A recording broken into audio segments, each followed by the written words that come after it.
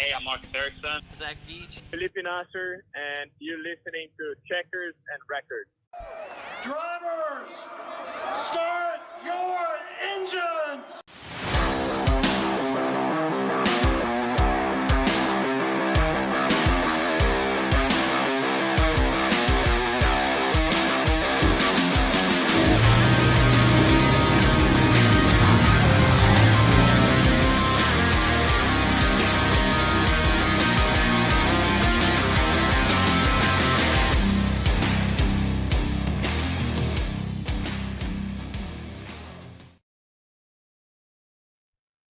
Well, good morning, everybody. I hope you're doing all right out there.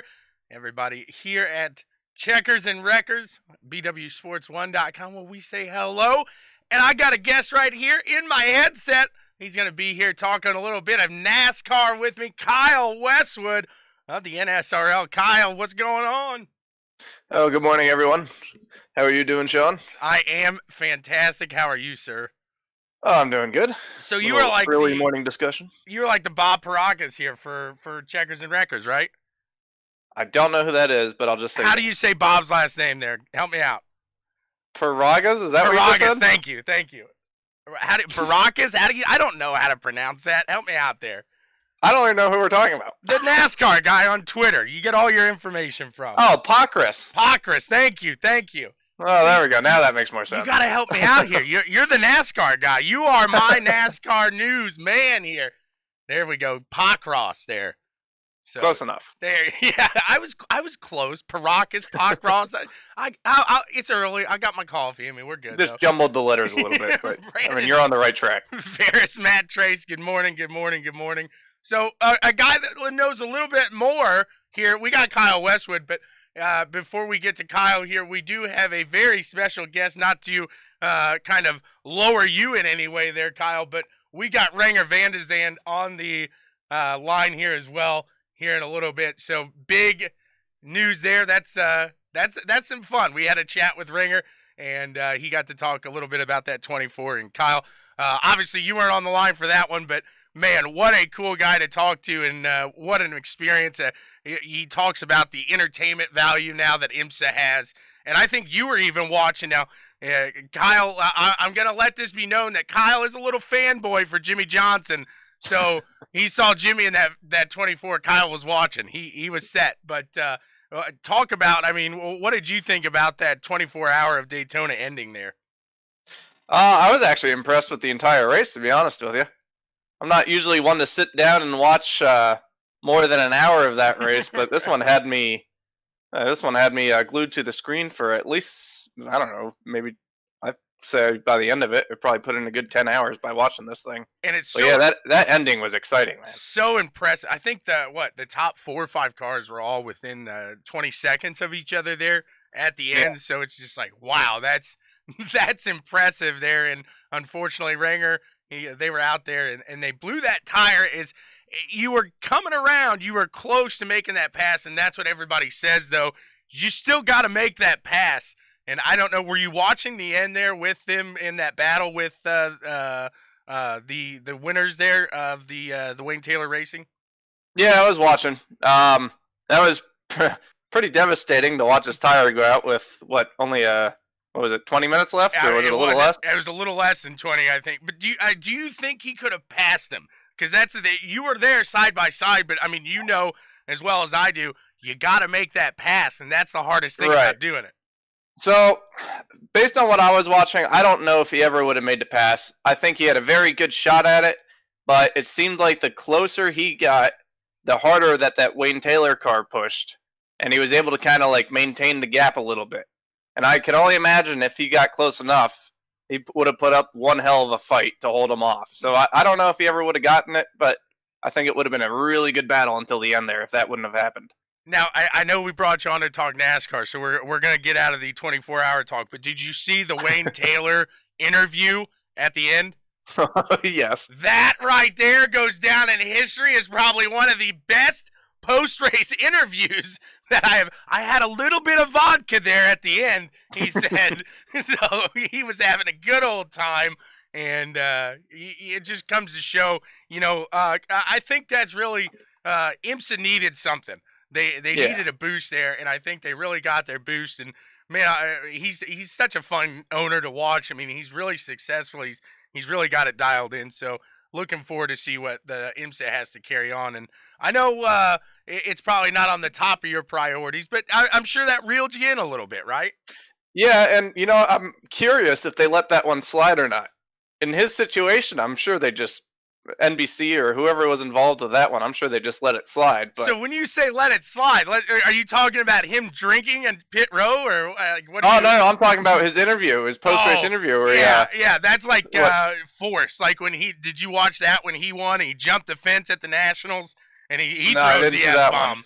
He throws it's you're getting to these guys in pure excitement. The one thing I could see them getting on him, and I'm not upset because I like a good party, but the vodka deal on the pit box, that might be a cause of a little maybe class or two that he may have to go through there for they'll claim addiction. Well, yeah, there's that. And then I had my eyes on him in the post-race interview. He put out an F-bomb, and then you could see his sons like trying to force the mask on his face. On him. Yes. That was funny. Did you notice he had his mask in his hand? Like he's got a black mask in his hand. So yeah, that goes as one of the top interviews I think ever after a race. Just a great character there with Wayne Taylor, and just a great success story really now.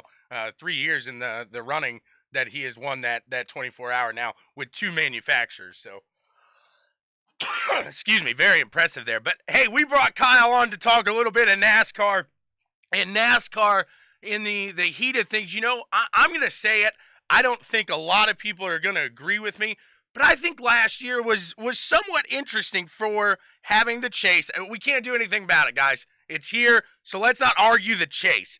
But I think what happened in the chase, what happened there throughout, was fairly interesting. I think NASCAR had a decent year, and I'm going to flip things because a lot of people are going to say the pandemic hurt a lot of things, but I think with NASCAR and the style of racing, Kyle, it kind of helped it because you put these guys out with little practice. You put these guys kind of on a more even playing field as professionals. What do you kind of think in that role? So I thought last year was pretty interesting. I think what started off as a normal year very quickly turned into like a trial season where they were able to try some new things that they would have never tried, but they found themselves in situations where they could try some different things, like the no practice, no qualifying. And I see a lot of that kind of sticking well after this pandemic is over. Like the whole no practice, I think we might see some return of qualifying based on the track. I hope we do get quality, because I think that is a benefit you can't necessarily go off, because there's some guys in the back of the field that if they get that opportunity to start a little closer up because of a good run in qualifying, that could really benefit them. So I don't like the no qualifying necessarily, but as far as the no practice, I think that put a big curveball in a lot of people's plans. I think one of them was Kyle Busch. Oh, 100%. Yeah, and he was vocal about it too.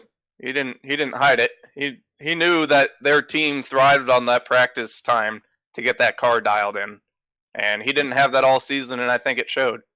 Absolutely. And you talked. Did you see the news coming out this week that Gibbs is switching up that team? And Kyle Busch comes out and he says, "Well, I feel like I've been fired from the 18 car. You're still driving it, but you're going to have a whole new team behind you. A lot of that's going to change up." And I think that's all on itself, because you complained for a whole year about this crew, but now you're upset? I just don't get that. Have you looked into that? Have you seen that at all? Yeah, I've seen that. And the way I kind of look at it is Kyle Busch is Kyle Busch. I feel like no matter who he has, and it's just kind of him, I still respect the guy. It's just he likes to complain. Right. I think it doesn't matter who you give him. In the heat of a moment, when he's in a bad mood or something bad goes wrong in the race, he's going to complain. And I think, I don't know, I think there's just no avoiding it for him.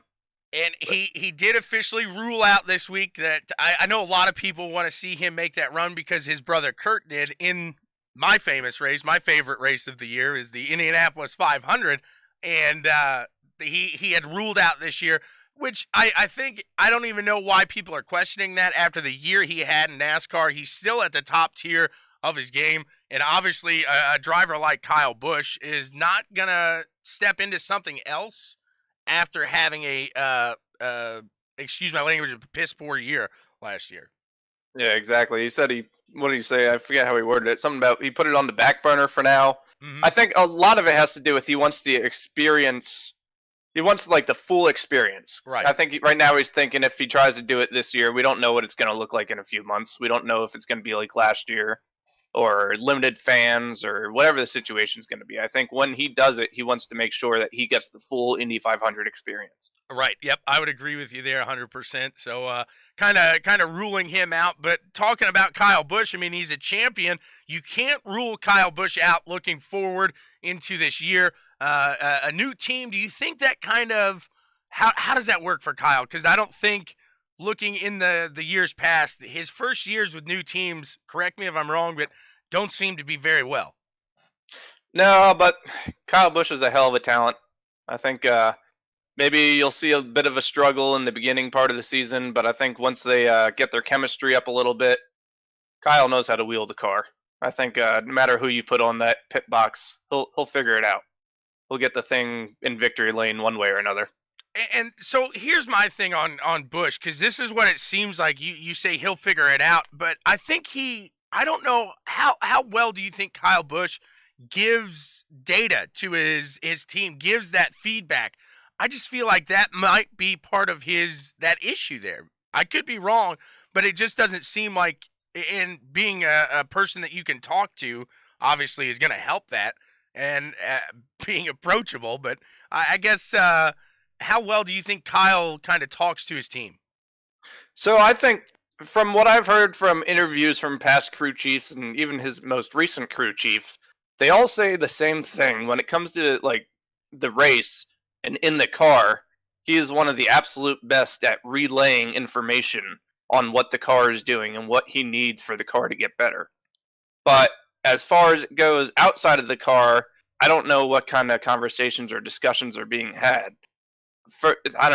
I'm like you said, I could be wrong about this, and the feeling I get from Kyle Busch is once he's done in the car for the day, I think that's the last he discusses of the car until the next weekend. Okay. I don't know how much he's involved at the shop or getting the car set up for the next week. I feel like he shows up, he gets in the car, he relays the information once he's in the car, and then moves on to the next week.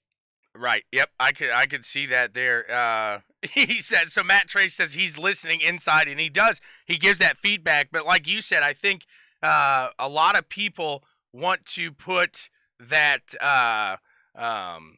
pressure, on that, and they want to put that kind of the view of a driver is that Sunday. You're there Sunday behind the wheel. You have your qualifying day, maybe Saturday.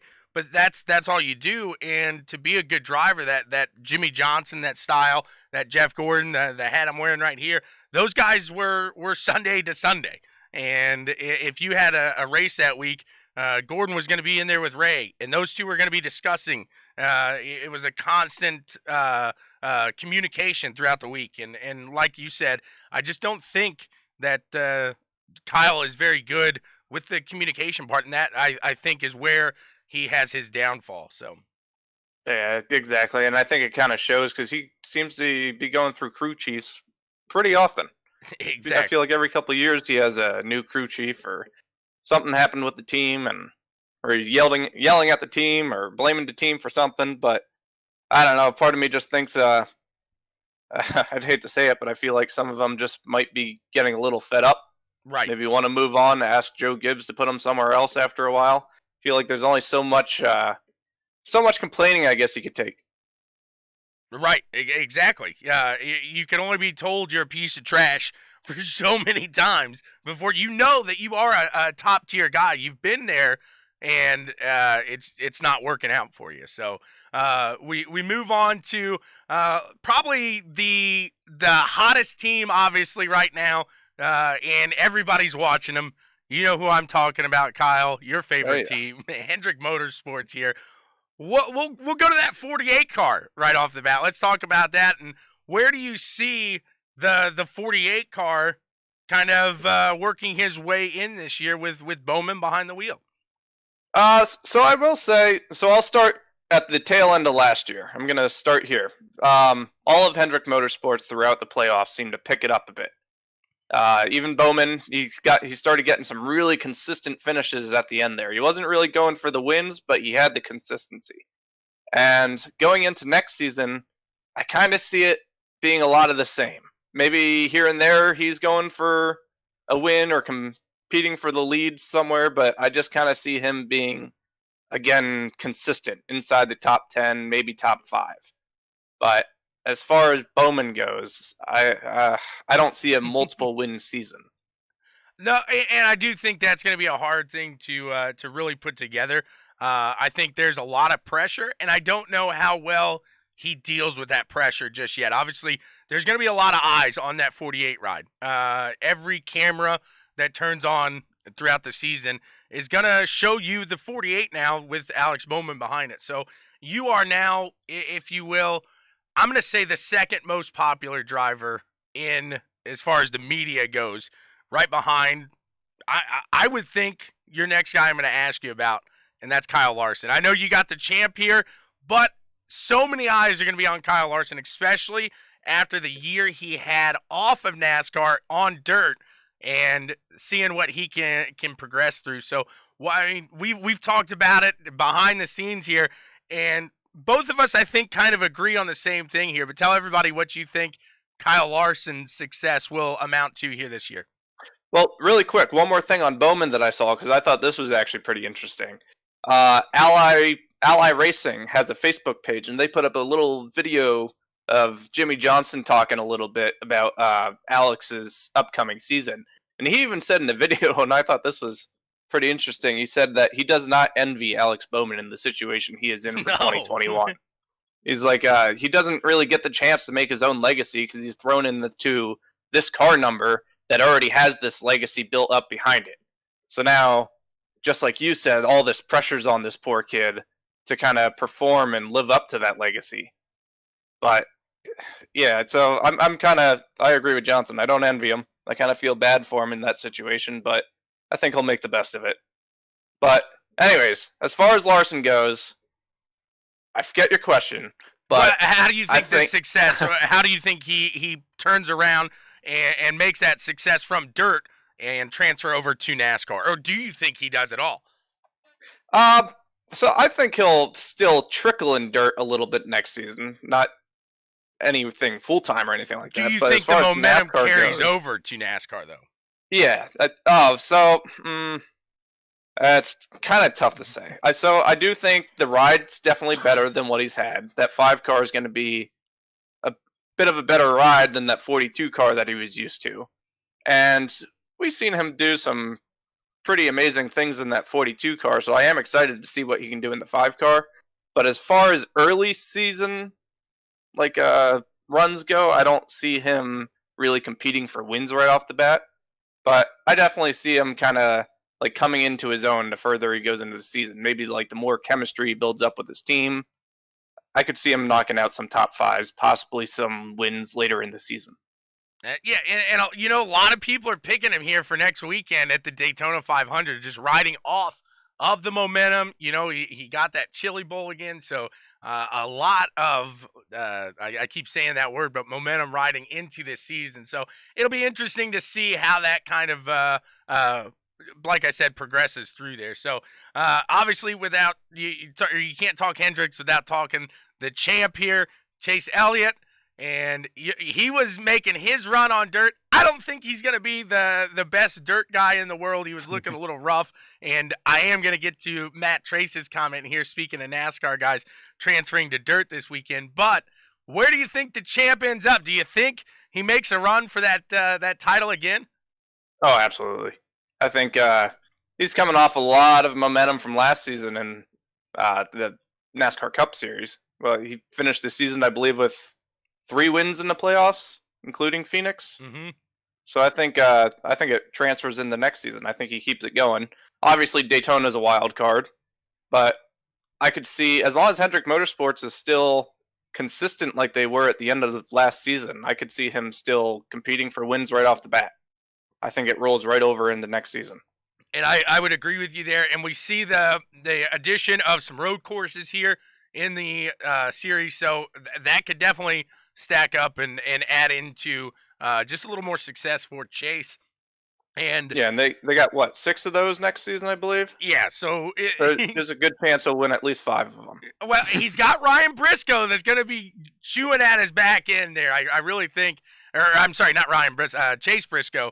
So I think it's going to be a battle of the chases when it comes to that. So I didn't even consider that. That's a great point. I think that'll actually be a lot of fun to watch. It would be very interesting to see those races, but I do think that Chase is set up very well this season. So I think he makes a solid run. Me personally, I agree with Kyle. I think we see Larson start to put together maybe a few wins. I think we see him in the playoffs, but as far as making a run into that Final Four, I just don't see Larson in this first year back in there. Do I see him eventually getting into that Final Four, possibly taking a title with Hendricks? It's a very good possibility. So down the line, you could definitely see that happening, in my opinion. Move over to Penske, and that's what Matt Trace was talking about. Down in Volusia in the UMPs, he gets into it, and he's never drove dirt. There's a video of him getting taken around in a golf cart, and they're instructing him how to drive the track. And you can tell, I mean, he's a driver. He knows exactly what to do, exactly where to take that advice and put it into play, into perspective when he's on the track. So a lot of people, myself being one, didn't think he would fare too well. Comes out and he puts it on the podium in the feature event. Very impressive. He goes from 19th to 3rd, Kyle. So do you think that, I mean, a former champ himself, what do you think Joey Logano ends up this season? You know what? I don't have a lot of nice things to say about Logano, but I will give him some credit because he is still a wheelman. He was kind of thrown into NASCAR very quickly, moved up through the ranks of the Cup Series, or to the Cup Series very quickly. Started off a little rough, but he's come into his own. In recent seasons, it's kind of been a hit or miss. Like, he seems to have like little stints where his team is on fire and then they just go away for a while. But then they come back when it matters. So like we saw last season, he made it to the Final Four, and I believe he made it to the Final Four the year before. I think you're right. Yep. Or maybe even the last 2 years. Because, he won the championship 2 years ago. Correct, yep. Made it to the Final Four last season, and now again, 2 seasons ago, right. And now again last season. So I mean, 3 years running. So I mean, they come to life when it matters. But I think they kind of go through slumps mid-season where they kind of they go off everybody's radar for a while. But I could see Logano putting together another good season, or at least another good playoffs next season. So before we get to talking your early champ pick here, Matt Trace got a good question here. With Bristol being on dirt, how many more people are these NASCAR drivers, especially the ones with very little or no experience on dirt, do what these guys are doing, like Chase getting onto the dirt, like Joey getting onto the dirt there, and get their feet wet before they're forced to get in a stock car there at Bristol? The way I look at it is what they're doing. I think they have good intentions. I think they think it's going to be able to help them, but I don't see it helping them that much because the cars are going to be such a wild card. Nobody knows how they're going to handle, what they're going to drive like. I don't think they're going to drive anything like these dirt cars that they're hopping into during the offseason here. But I don't know. I'm looking forward to it because I think everybody's kind of going into it not knowing what it's going to be like or how it's going to drive. They could hit the track on, I believe that's one of the races that they are doing practice for. I would hope so. Yeah. I would sure hope so. So I think they're all going to hit the track on Friday and I think they're all going to be you're going to see them crawling for a few laps there, trying to just feel it out. But in the end, I do think you're going to see the dirt guys excel during that race. Like, you're going to see Bell, Larson, Boyer is not racing. But you know what I'm saying. I think the dirt guys are going to be the ones who really excel in that one. I would agree, and it's hard not to say Larson is the huge favorite, I would say, in that. And I know there's a lot of other guys out there that run dirt, but not to the success that Larson has. But like you said, that car is a wild card. Nobody knows how it's going to work, and that's why I think, Matt, you get the physics maybe of driving on dirt, and you get the idea of what the car is going to do, but you just don't know. Like, that's a lot heavier car than I can think of any dirt car being. And I know I would picture UMP probably a little more, obviously, than the midget that Chase is driving. But that stock car, man, that's like a plow on the dirt. So I don't know. I just think it's going to be, like Kyle was saying, kind of a wild card there. So I will say, though, you have some guys that are going to be racing now who have also raced the trucks at Eldora. So they might have a little bit of an advantage because it's going to be, it's going to be very different, but at the same time, those guys have driven stock cars on dirt. So they might have a little bit of an advantage, like in the early parts of the practice and qualifying and early race until other guys get it dialed in. But you got guys like Bubba Wallace who have won at Eldora in the trucks. Absolutely. So, you might even see him kind of do a little something in that race. And the other thing I'm really looking forward to is I think you'll see some dirt ringers kind of come out, maybe for the smaller teams, kind of like you did with the trucks at Eldora, where you get like these dirt guys just coming in for one race. I think you might see that as well. They used to do that with the road courses, like Boris Sad. He was the road course ringer back in the day, or Sad. I don't know. I could be wrong on pronouncing that last name, but no, you're right. He was that road course ringer. You knew they came around to Sonoma. They were at Watkins Glen. Boris is coming. He's coming with them. So you are very right there. You could see possibly somebody stepping in and trying to make something happen. That's not in the championship battle per se, but that owner could really benefit from a solid finish or a victory in that. And I think that is the one race in NASCAR this season that every owner has a chance. I think every single car has a chance. I don't think when you unload at Daytona, every car has a chance.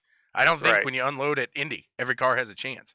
I think when you unload at Bristol, every car there, at least this year, has a chance. And that's what I think is going to be so cool about that race.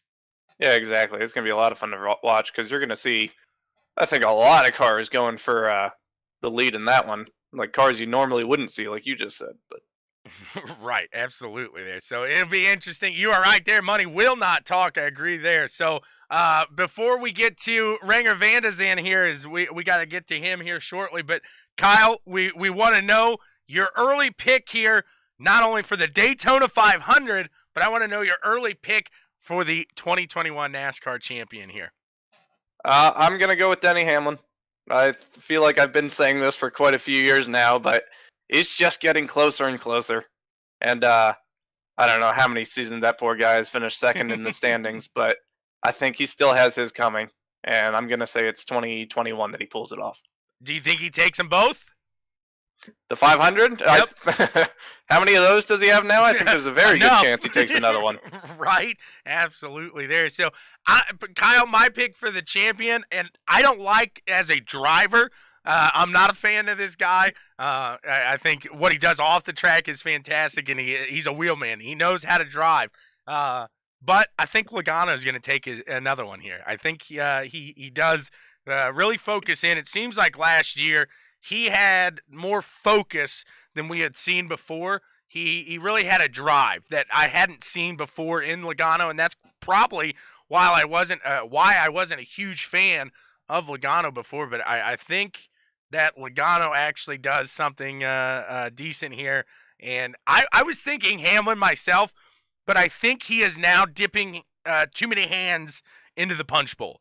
So yeah, and you might be right. I think, unfortunately, if he wasn't a team owner now and really trying to get that off with Jordan, that he could very well be into that talk. But that's why I go with Logano here. I think he runs off that solid year he had last year. You already see him putting together some momentum here on the dirt and see what he can do with the Daytona 500. But I think as far as the 500 goes, I think we see the champ come out there and take the win here. Chase Elliott, I think, comes out and gets his Daytona 500 win. Man, I don't know about that one. Have you seen that guy's luck at the? Oh, it's not very hot. It's not very hot. He could be like Earnhardt, where he's chasing it for 20 years or something. Oh yeah. So, but I mean, no, you never know. Momentum does some crazy things. Exactly. I think that team roll out there really riding off a high right now. So I think they have a solid, and there's just so much pressure. There's a lot of pressure. I feel like you got Hamlin with the new owner. You've got Larson in the new seat. You've got Bowman in the new seat. You got a lot of guys, some solid rookies in the field, like we mentioned with Briscoe and some others there.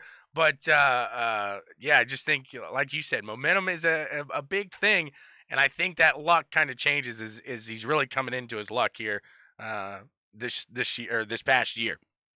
Oh, definitely. I mean, it's going to be an exciting season to watch. Like I said, there's a lot of unknowns next season, and the way I see it, NASCAR is just using this kind of as another trial season. I don't want to say a throwaway season, but this season was never meant to be what it's becoming. Right. It was supposed to be the new car, some new tracks that were meant to match the new car. Now we're kind of stuck with the old car with the new tracks that we were supposed to have for the new car. Whoopsie! So I think we're going to see them kind of do some crazy things here to just kind of, I don't know, maybe try to get the fan base built back up before next season. I agree with you there. It'll be interesting. Coda's going to be one of the most interesting races of the season, no doubt about it. So it'll be fun to watch. Kyle, thank you so much for coming on and taking some time out today to talk a little bit of NASCAR with us. Yeah, of course. Thanks for having me. You got it. Now we're going to get to Renger Zande here as we talked a little bit of that 24-hour here at the beginning of the show. We got him on the line here, and here goes Renger Hey guys, this is Renger Zande, and you're listening to Checkers and Wreckers. What a fantastic run. What an absolute blast it was to watch you guys in that 24-hour. I know probably not the finish, obviously, that you wanted, but what a start to the season. Yeah, it was. I'm first of all, I'm super proud on the team. I'm super proud to be part of this team, and how they built up the car was just incredible because it ran really, really fast. All the practices, we were very competitive. And if you look at the race as well, we actually were fighting for the win, where it was only this 7th or 8th day that the car was on the racetrack. So it was very impressive what Ganassi did there with all the boys. So we saw a lot of change throughout the season. You were with a different team last year. We saw a lot of changes in manufacturers as well. You got to go with a different team, same manufacturer. How has that affected the season so far? I mean, for me, it's great to stay with the Cadillac family, and when this opportunity came after the other opportunity fall out, it was the perfect scenario for me to. It was 2.5 weeks of a lot of stress because I didn't know what was going to happen, and then this opportunity came up, which I think was a fantastic deal for me because it's with such an iconic team, and I think Chip, Michael, and Mike O'Gara, they really know how to put a fast race car on the track, but also manage it very well. So I think if you look at the history of Ganassi, they know how to win races, how to win championship, and I can only benefit from that to learn a lot about it. And so far, what I experienced was a really professional group of racers, but also very much racers, so it's really cool to be part of that. So it's funny you talk about that because one of the things that I find so interesting about IMSA is the different drivers that kind of gravitate to the sports cars and everything like that. And with that said, your teammates here this past weekend were Kevin Magnussen and Scott Dixon, very world-class known drivers, but at the end of the day, they're coming to you, Renger, for advice. How's that make you feel? Yeah, well, I would say, one thing is sure, I don't have to advise them how to drive fast in a race car, Right. That's for sure. So if they come for advice, it's because I did, I think 7 championships, 10 races championship in IMSA in the last 7 races, 7 years. So for sure, I know the championship very well. And I think the endurance racing and Daytona, how to win Daytona and all that. Scott won it 4 times as well. Don't forget that. So, right. It's a nice cooperation, and we all ask each other for advice, how to perform, how to get better, how to get most out of the car and the team. And, for example, Scott has been with Ganassi for so many years. Oh, yeah. He knows where to pull on the strings to make things work, and I think that's something what was very nice for me to see how he is within the team and what the team needs from the driver, especially to give to the team as a driver.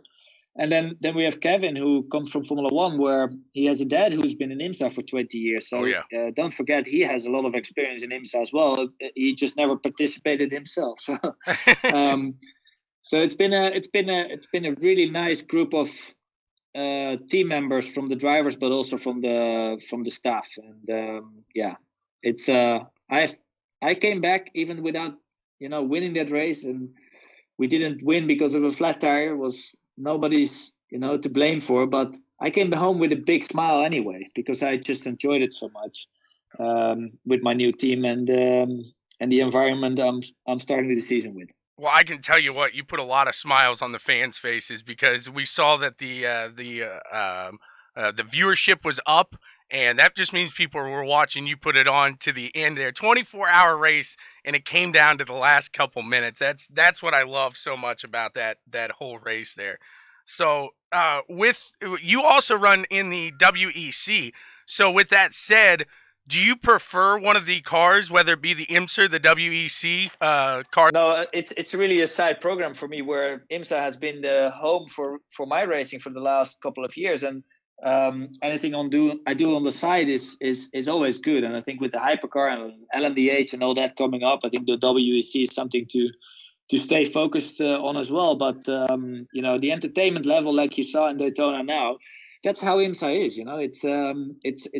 It's entertainment. Racing is still entertainment, and we're racing for victories, and being smart in a little dogfight that you have at the end of the race. That's something what can make a difference, and that's what I like about it. Where in the WEC, for example, it's more about average lap times and how you perform which is a very fair of going racing, but it's a lot less entertainment for the viewers and the watchers. So I'm a big fan of IMSA.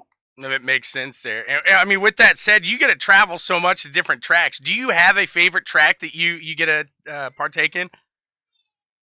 I mean, for me, Laguna Seca is still one of the tracks that I really like a lot. It's very low track, but man, with that corkscrew, it's kind of weird and pretty impressive.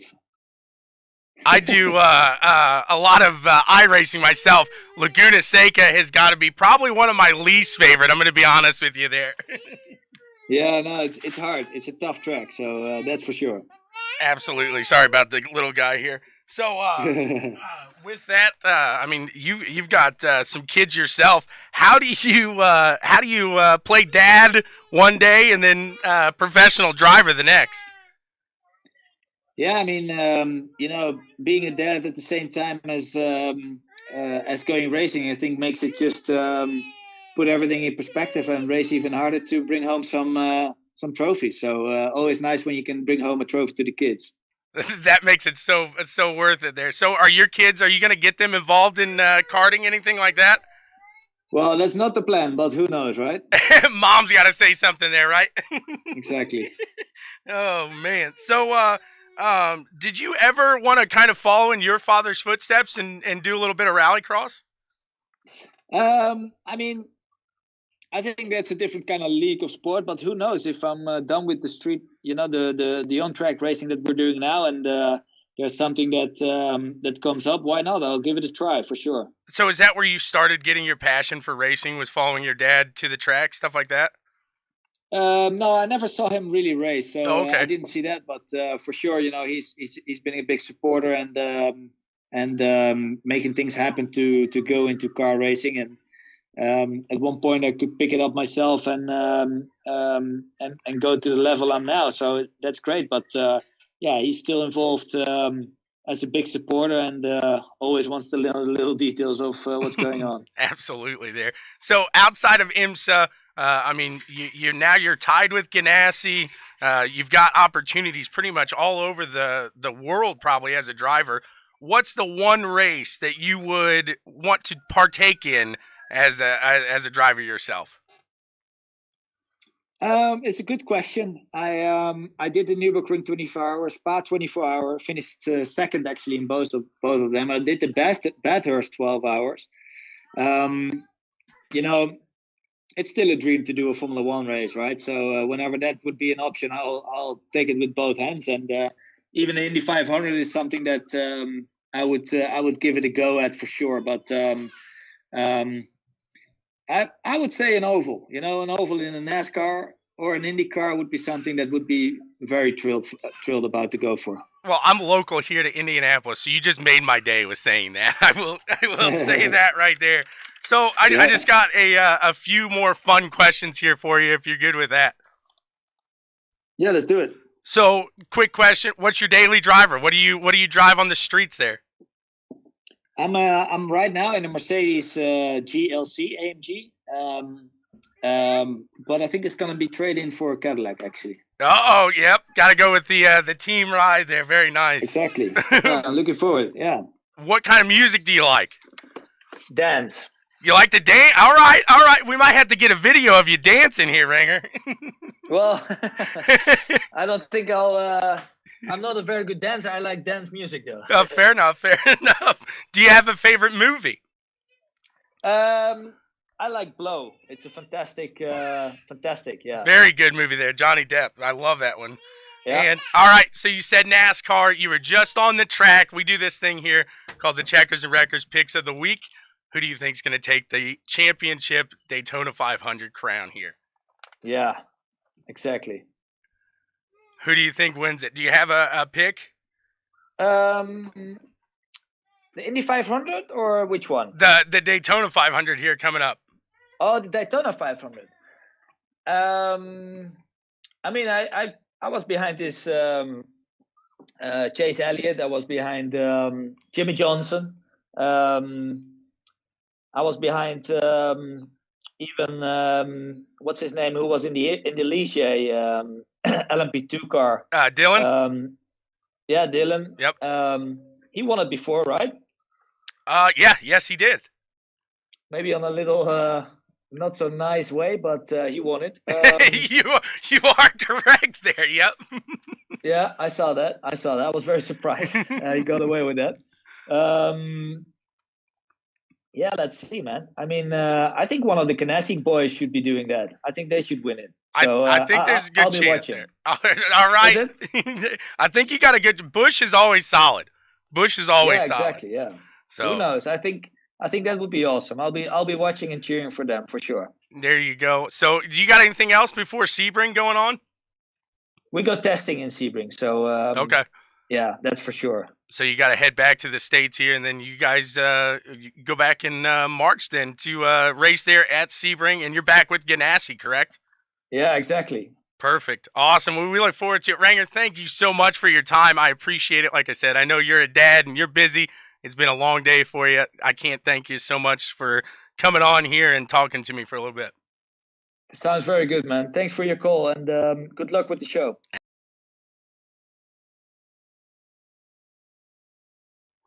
What a blast it was to talk to Renger. What a blast it was to talk to Kyle. Both of those guys, woo, thank you for coming on and chatting with us, because I'll tell you what, you could tell he is excited for the season coming up. That is one thing I could definitely see here, I guess, in that conversation with Renger, is he's pumped about his new teammate there with Magnussen. I think that's going to be a solid team. A little misfortune at the Daytona 24, like we talked about in the early part of the show here, but at the end of the day, I think he's going to have a great run. I think these two are going to do some great things together in that Cadillac, so we'll see what Ganassi Racing can put together there in IMSA. I'm excited for the IMSA season, especially after that race last week. It was a fantastic race to watch. And they really put it out there like he was talking about. That entertainment value really right now almost second to none. It's fantastic out there. 24-hour race. It came down so close at the end of that What a run it was. Guys, that's all we got for you here today. Thank you for tuning in to Checkers and Wreckers. Later here at BW Sports 1, we're all getting together. Everybody gonna get together for a super show for the Super Bowl. You can get our picks for the Super Bowl there later. That's at 4 p.m. Eastern. So check out BW Sports 1 on Facebook or www.bwsports1.com for all of the fun and entertainment that we got going on over there. Check us out and to each and every one of our lovely partners out there. We got Doc Sports out there, MyBookie, Harman Designs, Chummy Motorsports, ButtKicker. Feel that. Immerse yourself in the game and feel what you've been missing. Driving for Dyslexia, Bruzy Racewear, Shawn Nugent, that rock star realtor. Hit up Dwayne for some powder coating on the frame. Maybe you need a little tee made for your little one there that's getting into baseball. He does it all. Check him out there. Give him a holler on Facebook. Rocket Racing Setups as well. Check him out, guys. You're either behind one or you're in one. That's right. We're going to have a good one coming to you. You guys have a fantastic day. And next Sunday, that's right, next Sunday, woo! The Daytona 500 racing is in full swing, baby!